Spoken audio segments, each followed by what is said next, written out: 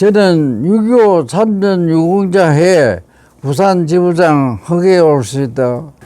저는 지금 나이가 93세라 1931년 12월 2일 경상남도 김해군 맹지면에서 태어났습니다. 그래서 저는 시골에 있는 사람이 돼서 보통 사람보다 늦게 초등학교에 들어가서 12살에 입학을 했기 때문에 늦게 그 학교에 입학하게 됐는데 1950년 6월 25일 날 이북의 기필서기가 들어왔을 때는 제가 중학교 5학년이었습니다. 그래서 국가의 위기에 어떻게 젊은 사람으로서 가만히 있을 수 없어 저도 군에 들어가게 되었습니다. 그래가지고 먼저 육군통신학교에 갔더니 육군통신학교에서 일단 통신병도 군인이기 때문에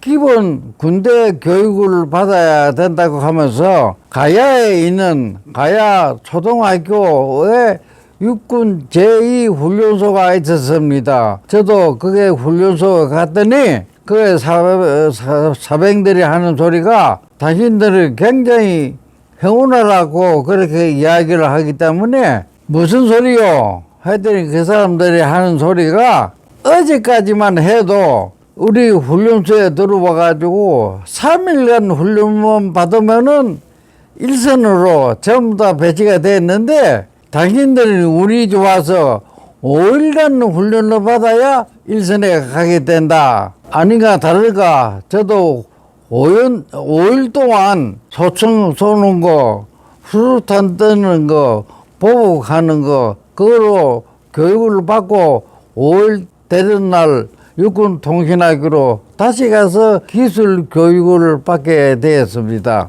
육군 통신학교 가서 한 달 동안 기술 교육을 받았습니다. 그리고 난 후에 그 65 통신지원대대에 배속을 받아서 65 통신지원대대 정보과에 근무를 하게 됐습니다. 이 정보과는 뭐 하는 곳이냐 하면은 65 통신지원대대는 전군 내 통신수단이 없는 부대에 통신을 지원하는 부대인데 이 대대는 중대 편성이 아니고 파견대로 돼가지고 대대장이 직접 파견대장을 상대로 해가지고 업무를 수행하고 있었습니다. 그런데 이 파견대는 적은 데는 400만 6명, 큰 파견대는 장교 포함해서 500여 명이 되는데 특히 전라도 지구는 지리산 전투를 담당하기 위해서 경찰 부대가 있었습니다. 경찰 대대 통신 지원을 전라도 지구 파견돼서 지원을 하기 때문에 저는 주로 전라도 그 경찰 부대 또 군 부대 지원을 하는데 역점적으로 감시 감독을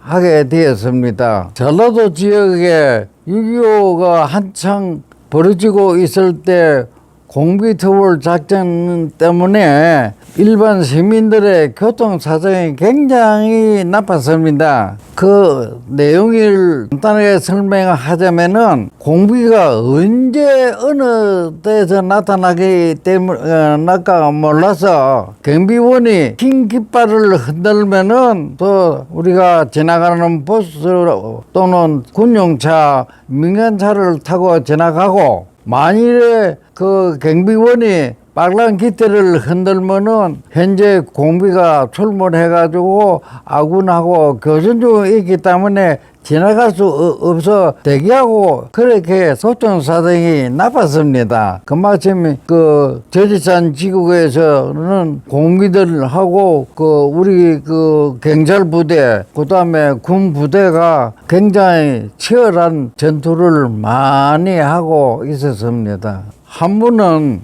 대대본부에 보고하러 가려고 지나가는 군용차에 친구 한 분하고 둘이 정차를 했습니다. 한참 가는 도중에 갑자기 앞에서 군인인지 민간인인지 뭔지 봉할 수 없는 거러지 같은 사람이 갈비총을 하나씩 메고 두 사람이 차를 세우고 또 운전수가 그 정차를 해서 그 두 사람을 태웠는데 차에 오르자마자 내하고 볼과 마주 딱 앉는데 가만히 보니까 고비 같기도 하고 또 이 사람이 경찰 같기도 하고 제가 생명의 위험을 느끼고 그런 사람 상대방이 눈치채지 못하게 잘못이 방아쇠를 땡길 수 있게끔 제가 실탄을 장치하고 한참 그 사람들 친구와 눈으로서 서로 연락을 하면서 주시하고 한 반 시간 정도 그 지나갔는데 마침 그 사람이 다시 차 문을 두드려 가지고 차로 세우고 내려가서 그때 후 하고 둘이가 웃으면서 다시 실탄을 뺀 일도 우스운 이야기지만 그런 일도 있었습니다. 1950년 6월 25일 이북의 김일성이가 소련제 땡구 T-45를 앞세우고 우리나라를 공격해서 서울이 5일 만에 함락이 되고 우리나라 사람들이 민간인, 군인 할 것 없이 많이 희생자가 발생하고 있을 때 이승만 대통령이 얼마나 안타깝고 얼마나 마음이 괴로웠으면은 아침에 백악관에 전화를 했습니다. 자다가 일어나는 그 음성으로 한국의 대통령 같고 이 밤중에 웬일이요 하고 트루만 대통령이 전화를 받게 되었습니다. 그때 이승만 대통령께서 지금 우리나라에는 이북의 김일성이가 쳐들어와서 큰일 났습니다. 제발 좀 우리나라 좀 봐주십시오. 우리를 좀 도와주십시오. 하고 그렇게 애원을 하니 트루만 대통령께서는 각각 알았습니다. 내일 아침에 즉시 안보이사회를 소집해가지고 지원하도록 하겠습니다. 이래 됐습니다. 그런데 그때 마침 우리가 운이 좋았는가 안보이사회 국이 5개 나라인데 마침 그 안보이사회는 1개 나라에서만 반대해도 전체가 반대로 처리되는 그런 규정이 있을 때입니다. 그런데 때마침 소련 대표가 틀림없이 반대를 던질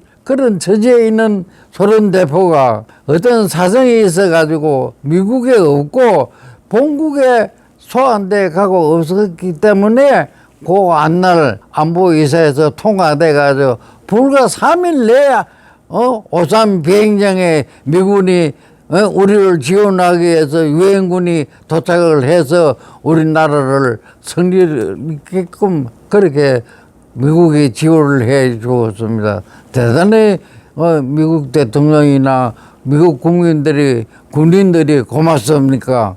여러분 우리가 나라 없이 어떻게 살 수 있습니까? 그러니 항상 나라가 있어서 고맙다는 것을 알고 나라를 위해서 우리가 목숨을 바치는 한이 있어도 나라 일을 돕도록 그렇게 다 같이 힘쓰십시다. 고맙습니다.